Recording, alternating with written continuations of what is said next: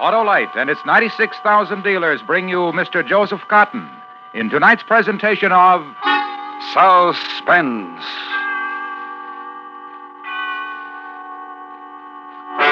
Tonight, Autolite presents the story of a man who craved power, position, and money, and destroyed himself accomplishing it. A tale we call A Watery Grave, starring Mr. Joseph Cotton.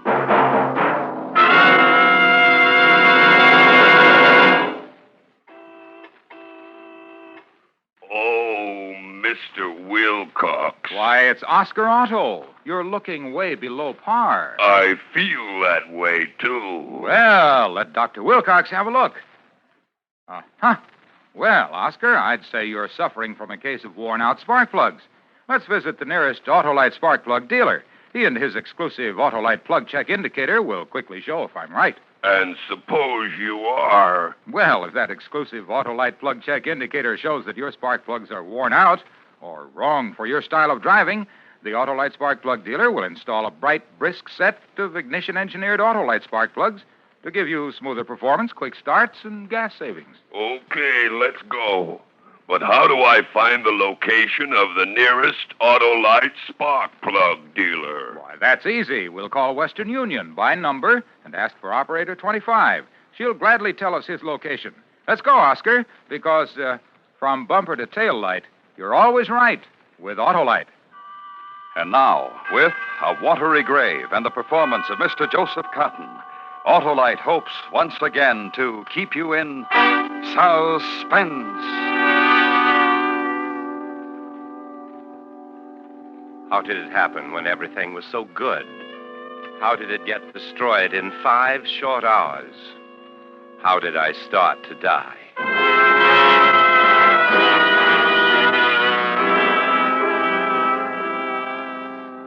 In our city, a district attorney is an important man. Our city is an important city in the nation. Therefore, I am important as its district attorney. The logic of law, the deductive reasoning that leads to everything. It was only reasonable that such powerful interests should have come to me. I had a case against McNeely which could have destroyed him.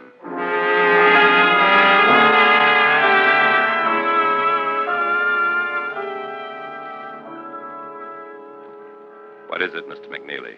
I'm not in the habit of making these calls myself, Mr. Callan. That's obvious, but then you're not in this position very often either.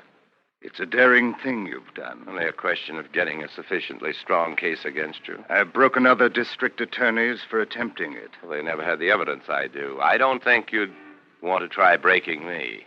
I can send you to prison for life. You're right. And yet, where I can't destroy you, I can prevent you from advancing, getting to a greater position, a more prominent position in political life. What does that mean? It means that it's no longer a question of can you be bought, but how much you want. I've waited a long time for this moment to be able to bargain with you. I respect your strength and perception. It's worth a great deal to me, Mr. Callan. There's the matter of my chief witness. If I don't prosecute you, he'll go to the state district attorney, perhaps to the federal government. And that is part of what you will give me in exchange for the wealth you're going to receive. Who is your chief witness? I can guarantee you he'll not testify. I would rather give myself my own guarantee on that matter.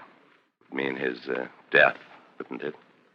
Mr. Callan, all of us, any of us, even the most noble of persons, must look the other way sometimes. It's easy for you to say that. It's easy for you to do. To look the other way becomes the easiest thing in the world after a while. All you have to know is why you're doing it and what you have to gain. How does one look the other way? How does one achieve the facility for turning around at precisely the right moment? A trip to Europe. My wife has always wanted to go to Europe. She likes things like that. His name? Trip to Europe is something that is dreamed of. Spoken of it often. His name? Bartell. Ah, yes. Oh, yes.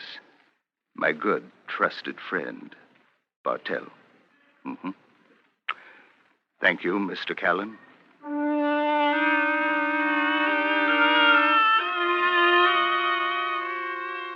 Who was Bartell, a man from the streets who had muscled his way into life?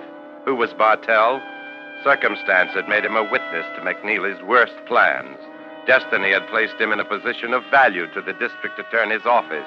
This valueless man, Bartell. Happenstance and coincidence had made him the keeper of dark secrets and illegal events which could have smashed an empire.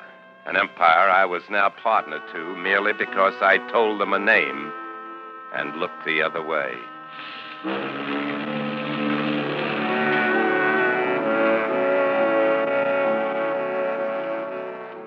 The first night out, I waited on deck after dinner, waited for Betty to come out, and we would go to the main saloon. Oh, it felt good to know your way in the world, to know when to look the other way.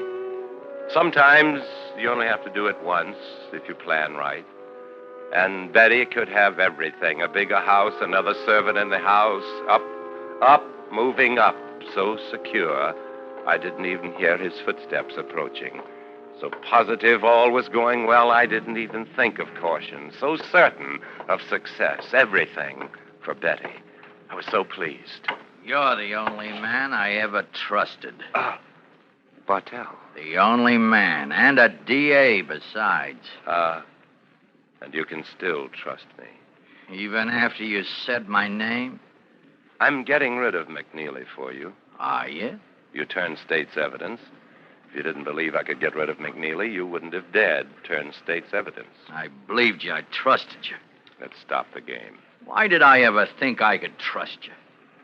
Now, tell me, you're a smart man. You went to college. Because it was to your advantage. Because if the law could get rid of McNeely for you, that was better. And safer. So don't have any illusions about trusting me. You never did. You needed me. That's different. And you needed me. We needed each other. We still do. Nothing's different.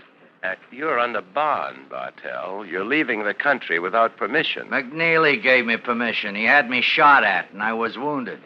See my shoulder? Fat on this side, fat from bandages. You don't have a passport. I don't need that either. I have money. How'd you get aboard? Oh, it's simple. Easy to stay hidden for a day. The second and third day, that's something else. I can fix it so you won't be let off, so you'll be sent right back. Mr. Callan, I can put you in prison if I'm sent back. My word would prevail against yours in any court of law. Maybe against my word alone, but not McNeely's hired gun, so both our words against yours. You have him? Some of my men do, yeah. He's safe at home. Oh, I could discredit your testimony. Then why argue? I have nothing to do with you. You got no choice, Mr. Callan. I'm warning you, Bartell. Well, what'll you do, kill me? You're not the kind who thinks like that. You kill by law, the legal way. And I'll find a way by law. Once I'm in Europe, they have different laws. All right. I'm a realist, Bartell. So? I only take calculated risks. What's your price? I have more money than you do, Callan. You couldn't buy me. Then what do you want? But you have more prestige than I do. You're liked. You know your way around the talkers. Well, talk me off this ship. You're impossible. Find a way. You'll be discovered before we dock. Not if you put me up in your cabin. Bartell, wherever I'm involved, I'll listen and meet a man halfway. But me alone, not my wife. If you involve my wife, I won't do a thing for you. Not if my wife's involved in any way, not a thing. I'm in a squeeze, Callan. I'm finished unless you help me get into Europe. But you'll be finished with me. I got enough power for that. I'll find a way. All right, I'll go with you. No. Meet me here in 1 hour.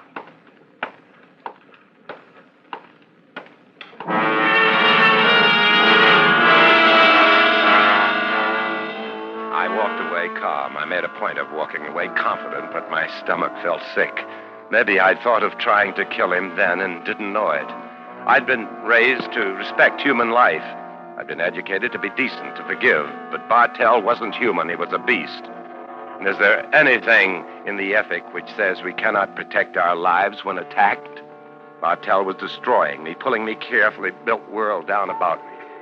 A world Betty must know nothing about. A world I had built to protect Betty. From law school to ward politics to assistant district attorney. It's a long way up. The hardest minds to fight, the most realistic men to please. Only the toughest stay with it. Only the toughest and shrewdest get to my position because my position leads to the highest offices if you're smart, if you look the other way. Maybe I knew I wanted to kill him then. The sea was calm. The ship wasn't pitching. Yet my stomach was sick.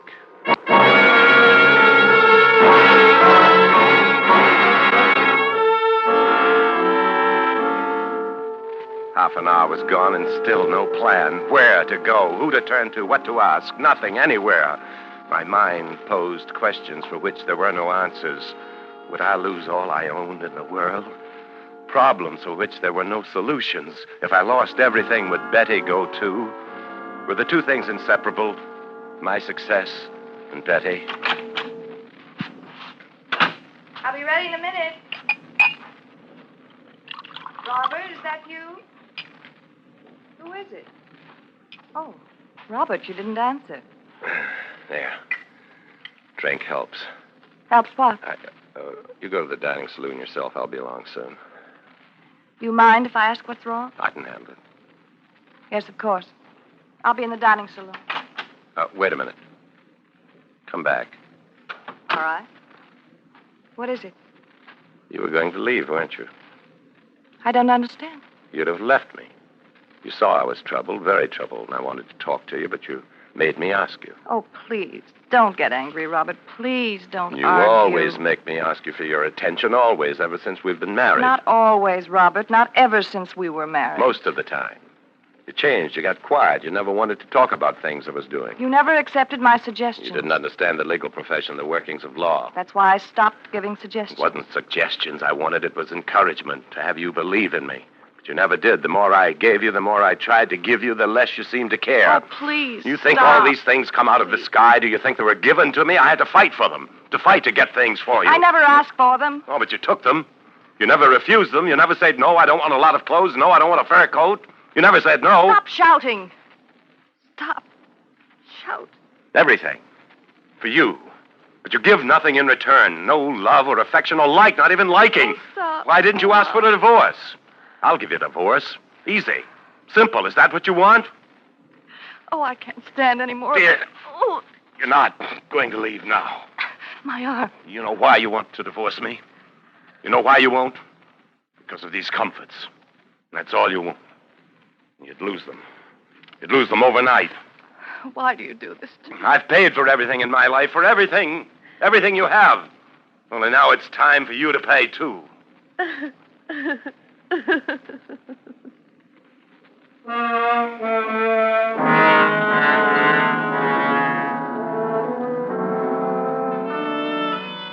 To kill a man is the easiest thing in the world to do. To kill a man who would take your wife from you. I know the logic. I know it's wrong. Bartell wasn't taking my wife from me, but he was taking position and wealth, and those things kept my wife to me, I thought. I knew. Bartell had to be destroyed, and she would have to be partner to it. That way, she'd never leave. That way, I'd achieve everything.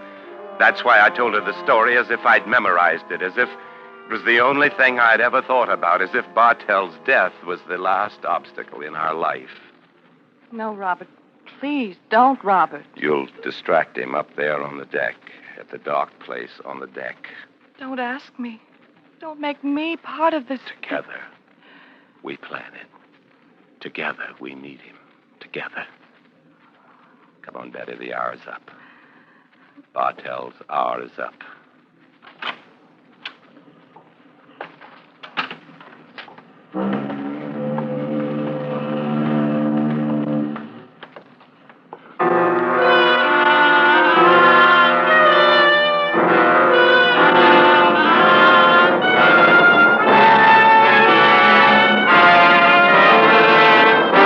Autolite is bringing you Mr. Joseph Cotton in A Watery Grave, tonight's production in radio's outstanding theater of thrills, Suspense.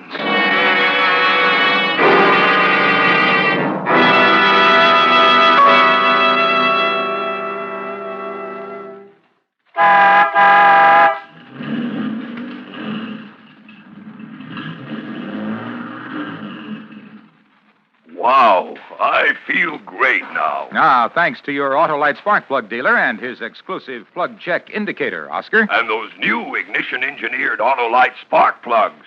They're right at home in my ignition system. That's because Autolite spark plugs are designed by the same Autolite engineers who design the coil, distributor, and all the other important parts of complete ignition systems used as original equipment on many leading makes of our finest cars, trucks, and tractors. What type Autolite spark plugs did I get, Mr. Wilcox? The new Autolite resistor type, Oscar. They give double life, greater gas savings, and quicker starts as compared to spark plugs without a built-in resistor.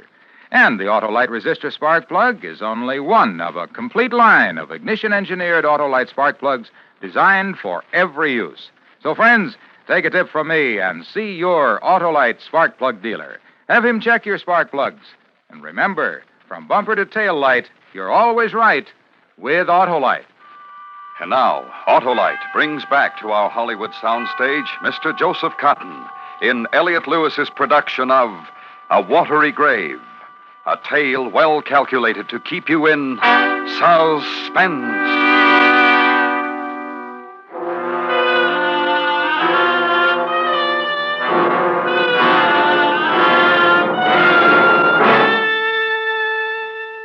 How did I start to die? Then, at that moment, as we walked along the deck, did I start to die then because I knew I would kill Bartell? Does one die a little if one plans to kill a human being and die more when one does it? And to compound it, Your Honor. Funny to think, Your Honor. Funny to think that way now. To compound it by knowing your wife hates you more than anything in the world because she's terrified, infuriated by her hate, but pleased with her terror. How can she hate me so? In so short a time, I gave her everything. I tried to be something important for her, and rich for her, and killed for her. As we walked along the deck, I had no real idea how I would kill Bartell, no exact idea, but it had to be done. I held Betty's arm tightly as we approached the dark part of the deck near the railing, the place where Bartell was. Not actually a railing, an entrance for a ramp with only a chain across it. Bartell, this is my wife. What did you decide? I've been talking to her. I've been explaining to her. What did you decide? Don't talk to me like that, Bartell. Don't ever talk to me like that. Do you put me in your stateroom? Yes, of course. And guarantee to get me off the ship? I couldn't guarantee. Guarantees and things like this are impossible. There are officials to get at, ship's officers, and finding the right people. Oh, you're good at putting in a fix, Mr. Callan. You've been putting in fixes all the way from the slums up to the penthouses. Ship shouldn't stop you. Don't say things like that. Why not? Everybody knows how McNeely pays off, and you're one of McNeely's boys. Now, anytime he wants to put his fingers in a dirty deal, he'll use your hands to do it. Don't talk like that in front of my wife. She'll get used to it. McNeely doesn't care who knows about his dirty-handed men. Shut up. Shut up! I lunged at him. I didn't even reach for his gun he was carrying. He didn't think I was capable of doing it. His back was against the chain, his good arm flailing wildly. Over the chain, over and into the water. I didn't see in the darkness. I didn't know until I heard the scream. Let go! Let go! Only it was too late for Bartell to let go. Get a grip on my wife's arm. Before I could move, before I could do anything, it was insane. She was pulled over the side, too. Over into the water. I had to save her.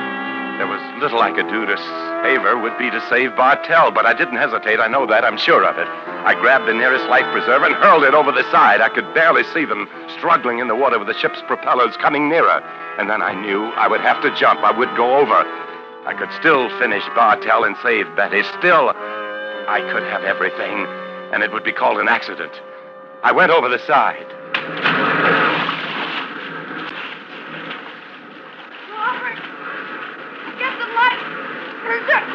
Lie flat. Don't try to swim. The wash from the propellers. Help! Robert, help! Don't fight. Float on the backwash. Float.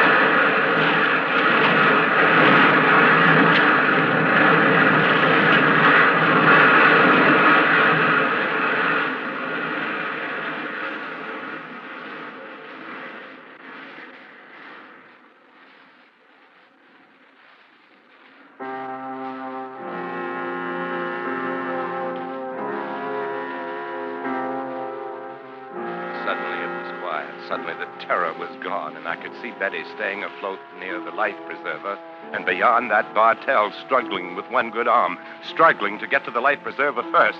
I forgot about Betty. I forgot everything except that I had to get him before he took the life preserver. You'll never get it. Keep back! A gun! I have a gun! Nothing now. Robert! Robert, don't! Keep away from me! Now. Keep away! Now, Bartell. Now try to talk. Hands and shoulders! Now, tell your story underwater. No! Tell it. Oh, no! From the sea. Tell your story.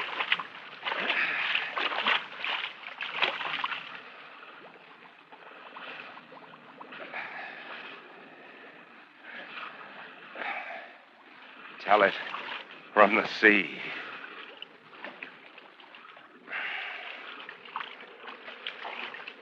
You murdered him. It was Bartell or us.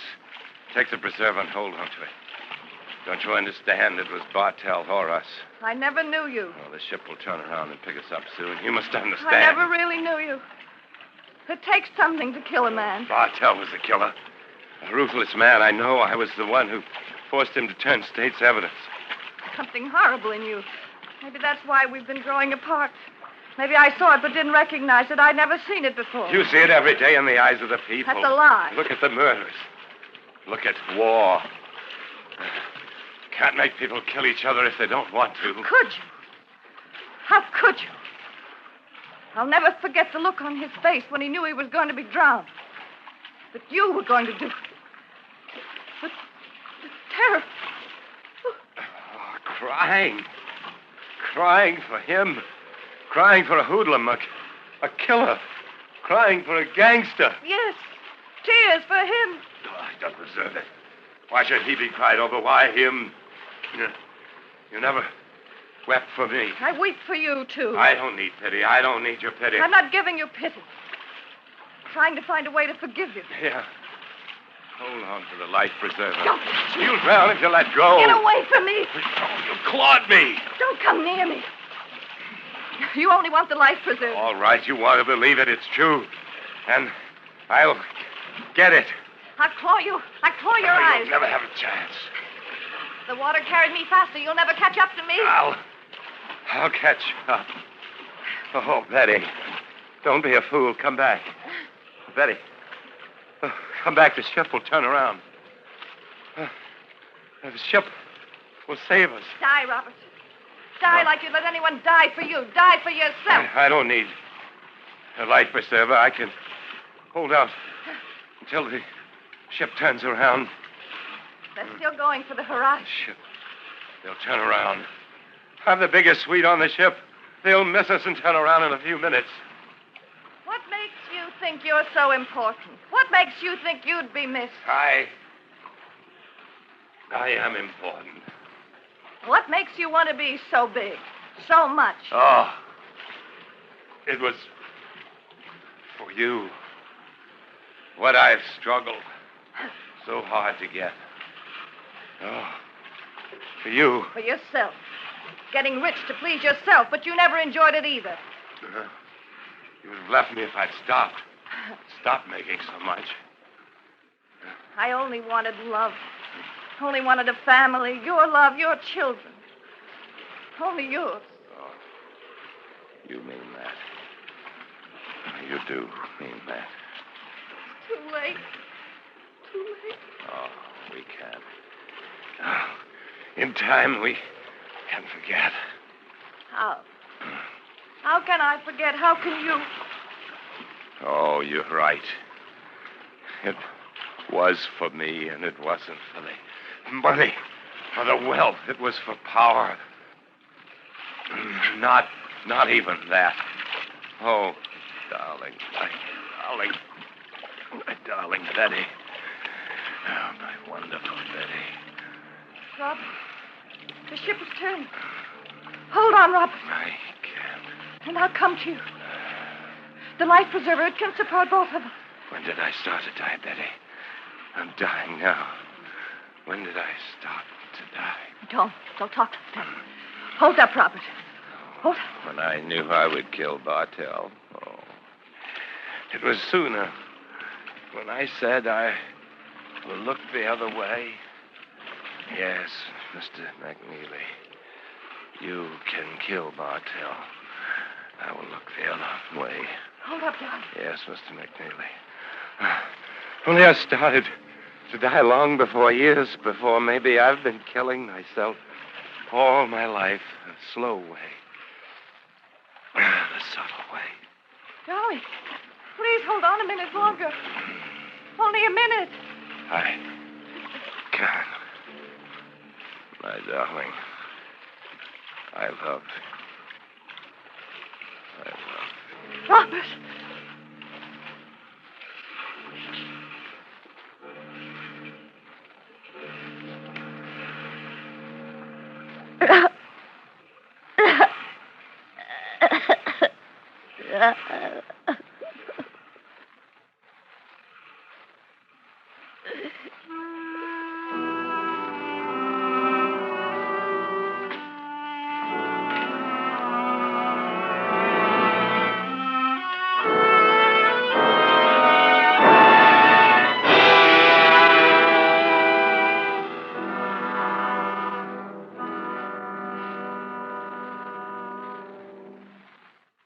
Suspense.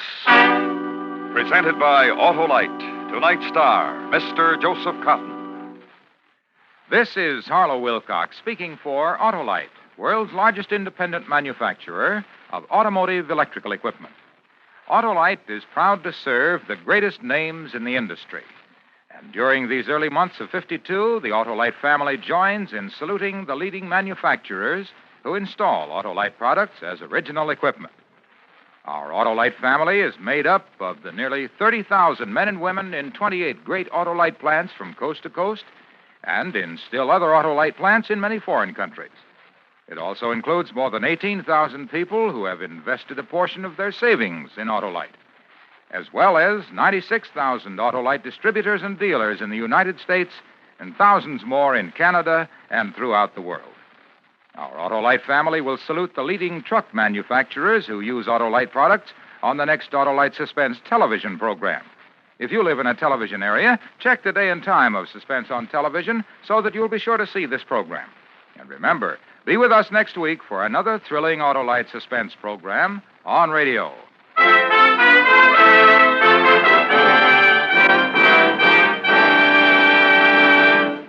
Next week, our star will be Mr. Frank Lovejoy in the recreation of an historical puzzle, a radio dramatization of The Wreck of the Old 97, a story based on fact and presented on Suspense.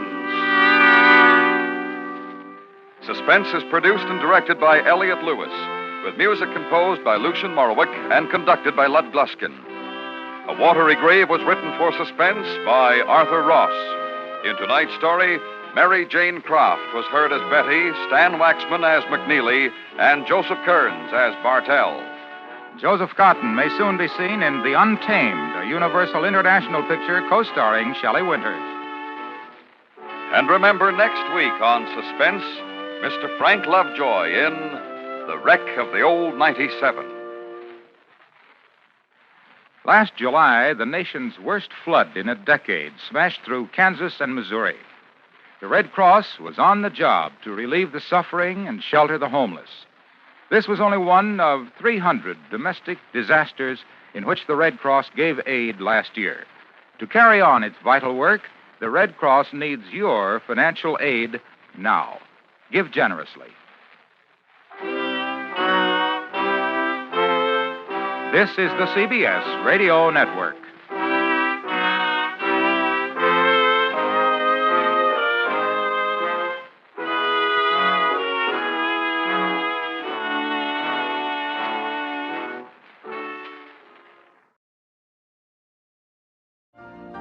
You've been listening to the OTR Gold Network. Find more classic radio at otrgold.com.